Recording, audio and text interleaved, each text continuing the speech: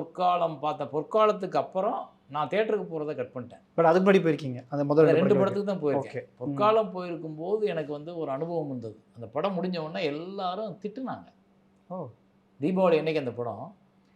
அந்த படத்தை பார்த்துட்டு என்னடா படம் அழுகிறதுக்கு அப்போ எடுக்கிறேன், தீபாவளி அன்னைக்கு அழுகாட்சி படத்தை கொடுத்து ராஸ்கல்னு திட்டிட்டு போனாங்க ஒரு பெரியவர் இத்தனைக்கும். அப்போ தான் எனக்கு தெரிஞ்சது ரிலீஸ் அன்னைக்கு முதல் நாள், அதாவது ஃபெஸ்டிவல் டேஸில் படம் ரிலீஸ் ஆச்சுன்னா எல்லா மக்களும் வருவாங்க படத்துக்கு. அது எல்லா மக்களுக்கும் இந்த படம் பிடிச்சிரும்னு சொல்ல முடியாது. நம்ம எடுக்கிற படம் நம்ம செட் ஆஃப் ஆடியன்ஸ் வேறு. அவன் வந்து முதல் நாள் 25% வருவான், அப்புறம் 50% வருவான், அப்புறம் 100% வருவான். ஸோ அப்போ 4வது நாள் 3வது நாள் தான் நம்மளோட ஒரிஜினல் ஆடியன்ஸ், ஒரிஜினல் பல்ஸ் இருக்கும். இப்போ இது ஆட்டோகிராஃபுக்கு அப்படி இல்லை. ஆட்டோகிராஃபுக்கு தெரிஞ்சவங்க குமிஞ்சு வந்துருவாங்க. ஆமாம், அதனால் இது கிடையாது. அப்போ சொல்கிறேன். ஓகே. அப்போ அதனால் முதல் நாள் இந்த காட்சி போய் பார்க்கல. 3 நாள் வரைக்கும் என்னோடய அலுவலகத்தில் என்னோடய ரூம்லேயே தான் உட்காந்துருந்தேன். எங்கேயுமே போகலை.